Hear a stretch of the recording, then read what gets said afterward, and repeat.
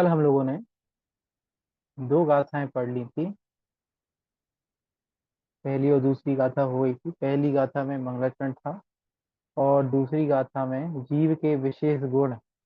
कुछ प्रश्न भी मैंने आप लोगों को दिए थे, आप लोगों ने लिखे होंगे। आज तीसरी गाथा से पढ़ना है। सभी लोग हाथ जोड़ लीजिए, मंगलाचरण करते हैं और उसके बाद चलेंगे तीसरी गाथा की ओर।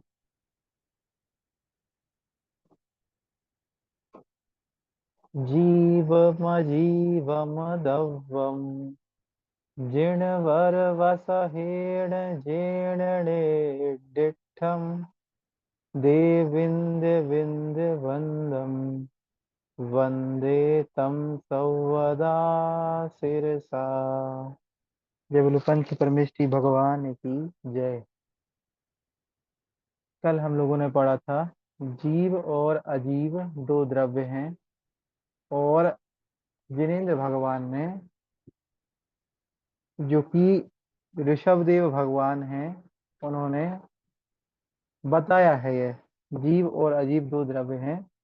ऐसा जिनेन्द्र भगवान, जिनवर मतलब जिनेन्द्र भगवान, वसहिण मतलब ऋषभदेव, जिन मतलब जिन, सिद्धिर्थम मतलब कहा है। और वो जो ऋषभदेव भगवान हैं वे देविंद मतलब देवों के राजाओं के समूह से वंदम मतलब वंदनीय है। वंदे उनकी मैं वंदना करता हूँ, तब मतलब उनकी, सबदा मतलब सदा ही, और सिरसा मतलब सिर को झुका करके। उनकी सिर को झुका करके सदा ही मैं मस्तक को झुका करके वंदना करता हूँ। जो ऋषभदेव भगवान इंद्रों के समूह से वंदनीय हैं, इंद्रों के समूह से वंदनीय हैं, उनकी मैं सिर झुका करके वंदना करता हूँ। और उन्होंने ही ऋड मतलब कहा है। क्या कहा है? जीव और अजीव दो द्रव्य हैं। यहाँ हम लोगों ने मंगलाचरण में ये पढ़ा था।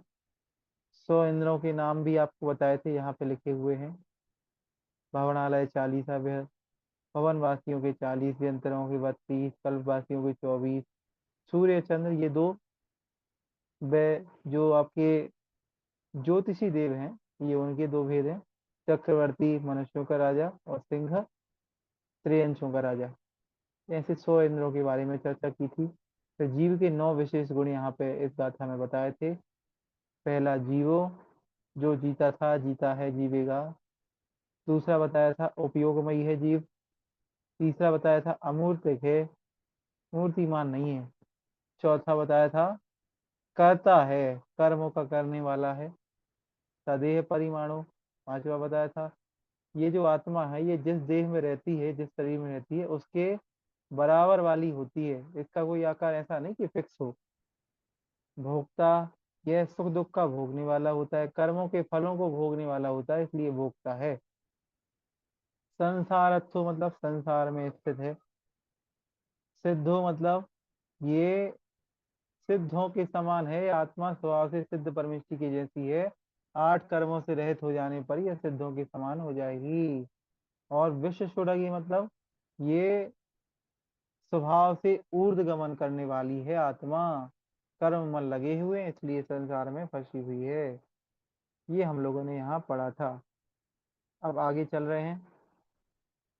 नयों की विवक्षा से जीव का स्वरूप। नए दो होते हैं, एक निश्चय नय और दूसरा व्यवहार नय। निश्चय नय क्या होता है? निश्चय नय वो होता है जो वस्तु के शुद्ध स्वरूप का कथन करता है। जो वस्तु के शुद्ध स्वरूप का कथन करे वह निश्चय नय कहलाता है। और जो वस्तु के अशुद्ध स्वरूप का कथन करे वह व्यवहार नय कहलाता है। फॉर एग्जाम्पल, इसके बारे में समझाने के लिए एक उदाहरण देते हैं। आवाज अच्छे से नहीं आ रही है, आवाज बहुत कम आ रही है। कम आ रही है क्या आवाज? एक बार देख लें। आवाज कम आ रही है, थोड़ा आप लोग बताएं। ठीक आ रही है? सब देख रहे हैं ऐसे ऐसे। मैं नहीं दिखूंगा आपको। ठीक आ रही है, ठीक आ रही है जी भैया जी। थोड़ी स्लो आ रही होगी, हो सकता है। बाकी ठीक आ रही है, मुझे ऐसा लगता है ज्यादा स्लो नहीं आ रही होगी। समझ में आ रहा है कि नहीं आ रहा है? आ रही है, आ रही है, राखी जैन कह रही है आ रही है। ठीक है, तो थोड़ी कम आ रही है। नए जो होते हैं वो दो होते हैं, एक निश्चय नय, दूसरा व्यवहार नय। तो मैंने अभी बताया निश्चय नय और व्यवहार नय, इसका एक उदाहरण मिलता है, जैसे कि घड़े का उदाहरण है। तो मिट्टी का घड़ा है और मिट्टी के घड़े में अगर घी रख दिया जाए तो आप लोग बोलेंगे घी का घड़ा है, लेकिन घड़ा तो घी का नहीं है, घड़ा मिट्टी का है। निश्चय न कहेगा कि मिट्टी का घड़ा है, और व्यवहार न कहेगा ये घी का घड़ा है। फिर कुछ देर बाद उस घड़े में पानी भर दिया जाए, दूसरे घड़े में पानी भर दिया जाए, और फिर पूछा जाए घड़ा, तो बोलोगे पानी का घड़ा। फिर उसमें तेल भर दिया जाए, अनाज भर दिया जाए, तो बोलोगे अनाज का घड़ा। तो पर्याय विशेष के हिसाब से जो कथन करे, अशुद्ध रूप का जो कथन करे, वे व्यवहार में है। और जो शुद्ध, वो एक ही बात बोलेगा सदा, क्या बोलेगा? कि ये तो मिट्टी का घड़ा है, क्योंकि ये तो मिट्टी से बना है। ऐसे ही जो मुक्त अर्थात सिद्ध परमेष्टि के बारे में ही कथन करे, सिद्ध आत्मा के बारे में ही, सिद्धों के जो शुद्ध स्वरूप है उस आत्मा के बारे में कथन करे, वो निश्चय नय है। और जो संसारी आत्मा के बारे में कथन करे, सो व्यवहार नय है। ठीक इस तरह से नए दो प्रकार के होते हैं, और आचार्य महाराज दोनों नयों को साथ लेकर के चलेंगे, दोनों नयों को समझाएंगे।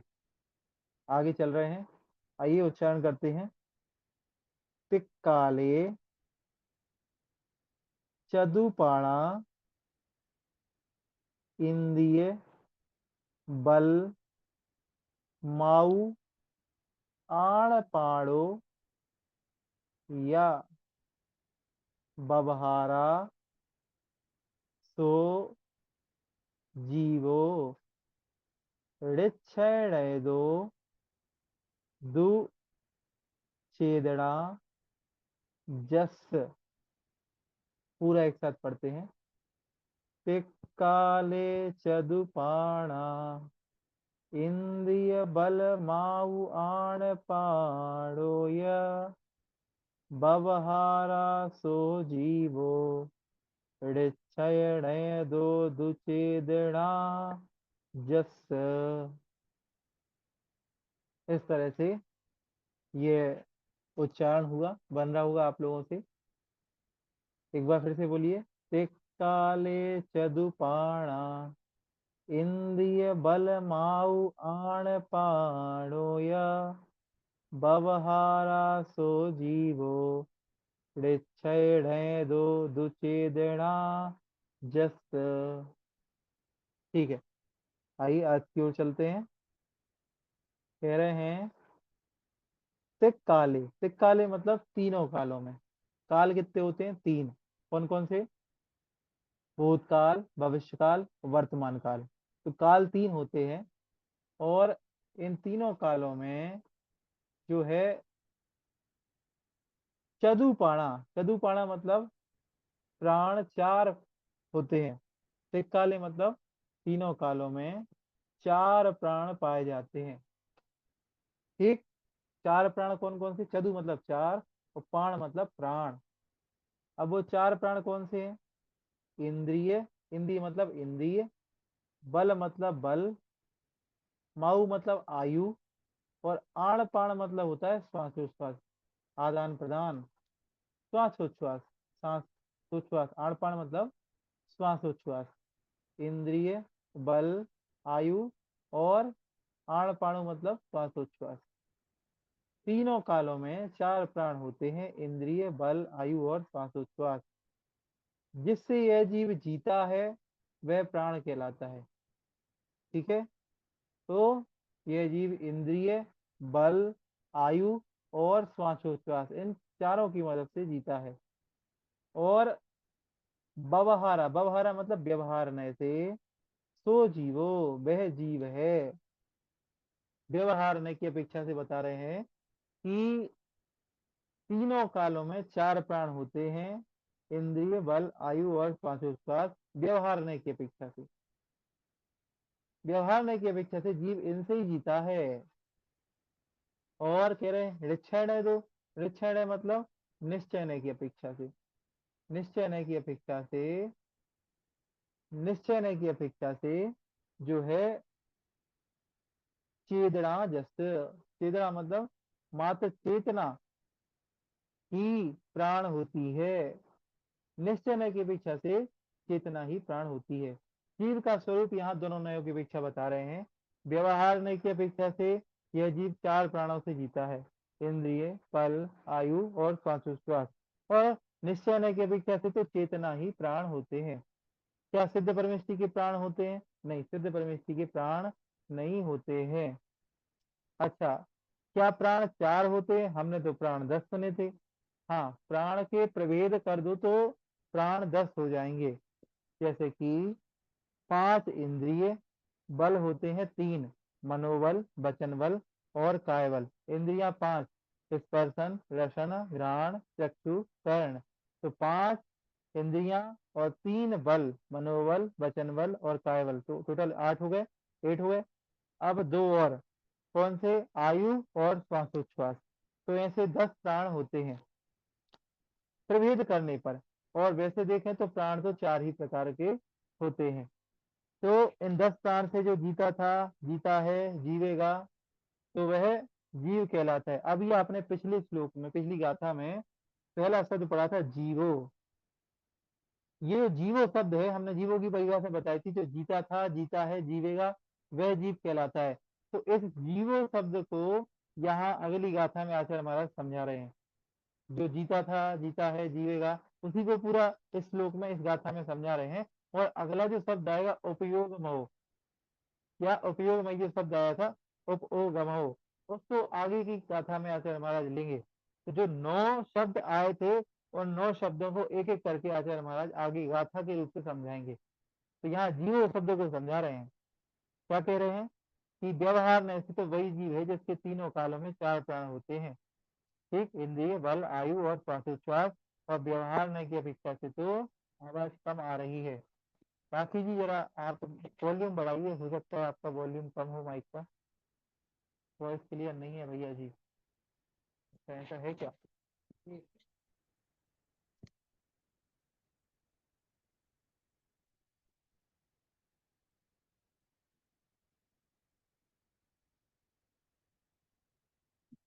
अभी आ रही है आवाज? चलो ठीक है, मैंने माइक निकाल दिया। ठीक।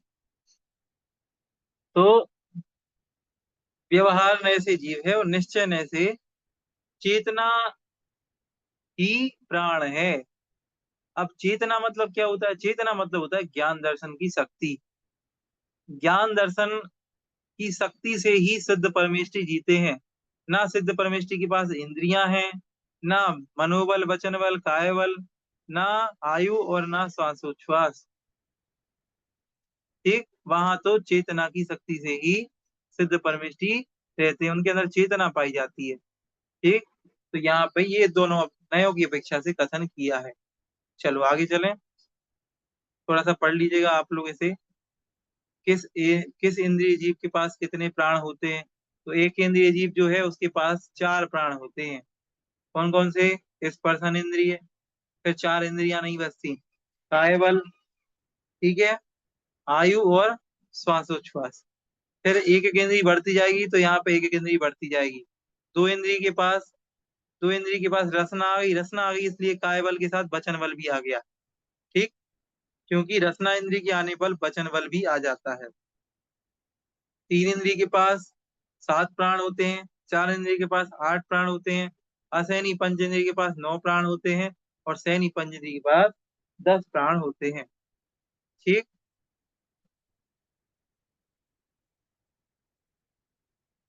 यहाँ पे लिखा है 13वें गुण स्थानवर्ती अरिहंत परमेष्टि के 4 प्राण होते हैं, और 14वें गुण स्थानवर्ती अरिहंत परमेष्टि के मात्र 1 प्राण आयु ही बचता है। ठीक, और 14वें के ऊपर सिद्ध परमेष्टि के कोई भी प्राण नहीं होती, वो तो चेतना से ही जीते हैं। ठीक, समझ आया? चलो अगली गाथा में चल रहे हैं। दर्शनोपयोग के भेद। अब जो दूसरा शब्द आया था जीवो ओ गमो, जो उपोगमौ शब्द आया था, उस उपोगमौ शब्द से यहाँ पे अब आगे की चर्चा कर रहे हैं कि उपयोग कितने प्रकार का होता है। हमने आपको बताया था उपयोग दो प्रकार का होता है, एक दर्शनोपयोग, एक ज्ञानोपयोग।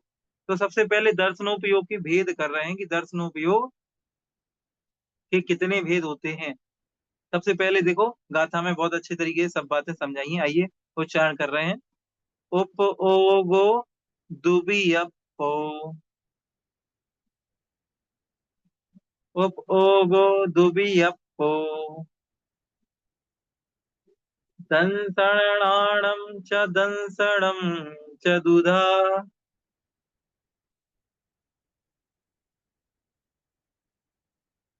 चक्षु अचक्षु ओहि, चक्षु अचक्षु ओहि, दंसण मद केवलम ढेयम। पूरा एक साथ। ओगो ओगो दुबी अप्पो, दंसणाणं च दंसणं च दुधा, चक्षु अचक्षु ओहि, दंसण मद केवलम ढेयम।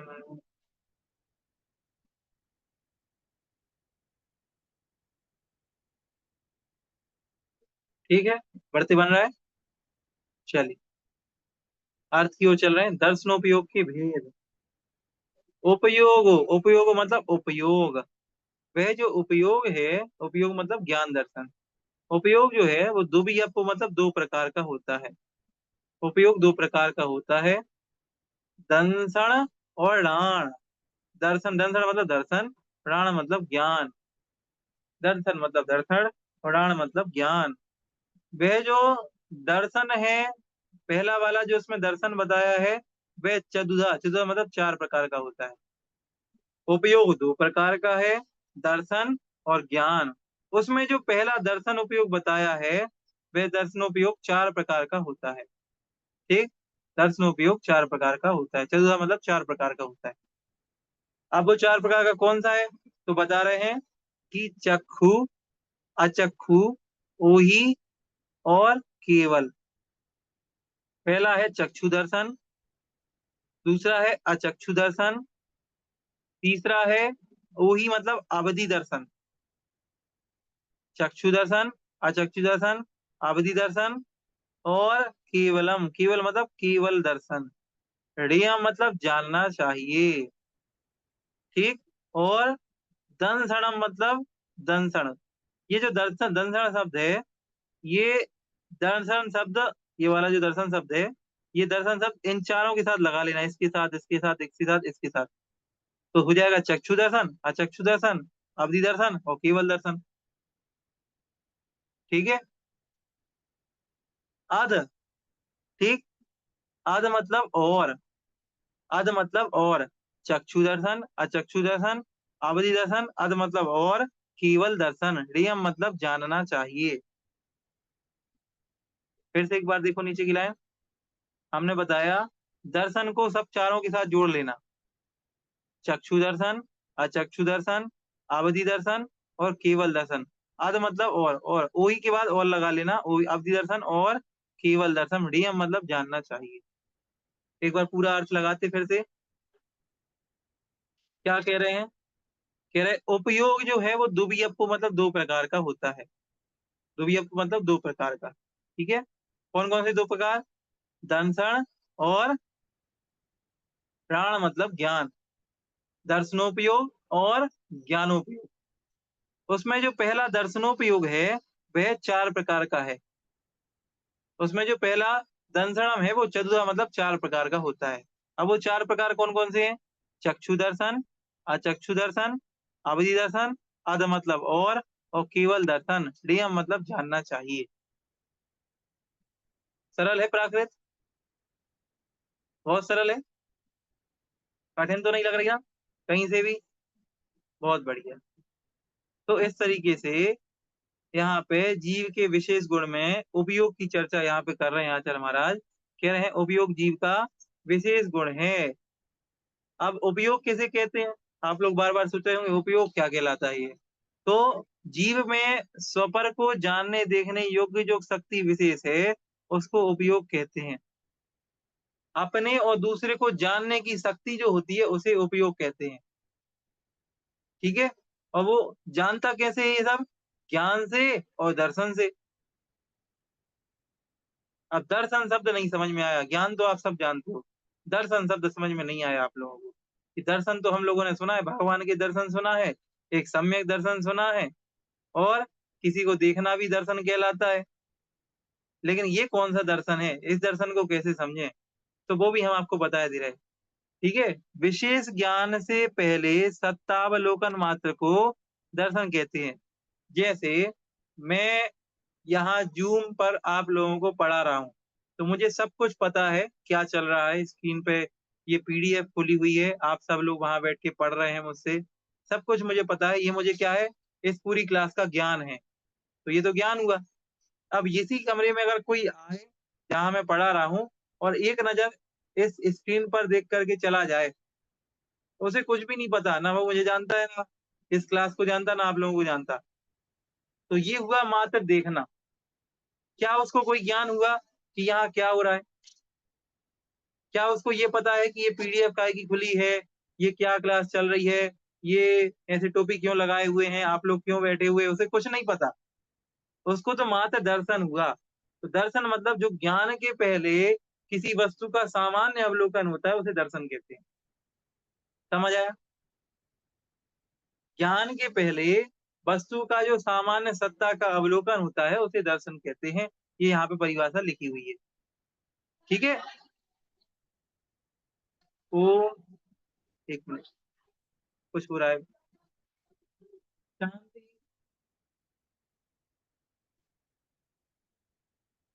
एक मिनट जरा।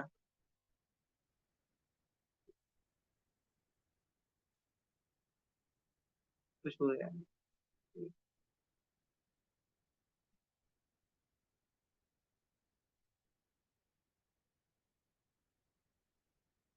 हाँ, खुल गया।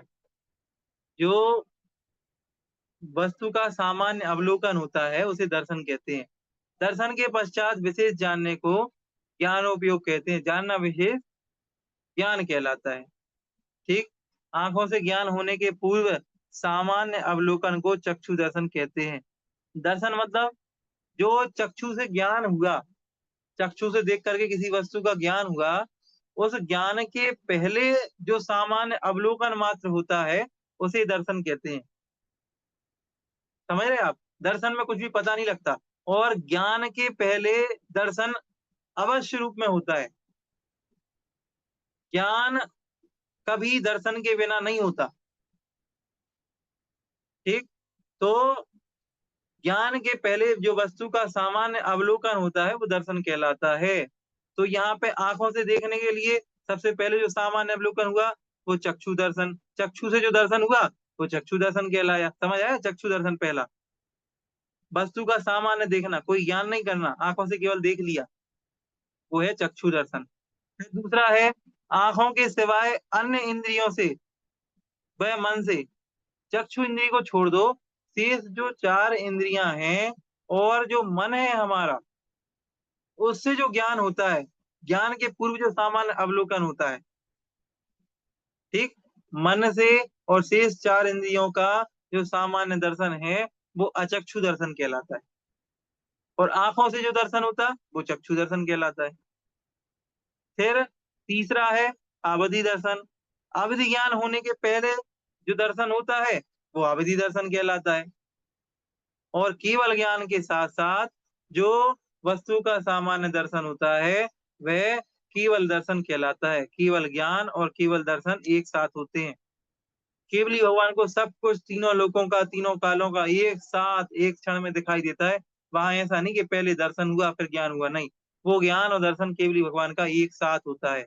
शेष यहाँ पे जो ज्ञान है, वे शेष जो दर्शन है वो आगे पीछे होते हैं। ठीक, थोड़ा बहुत समझ में आया? समझ में आया दर्शन?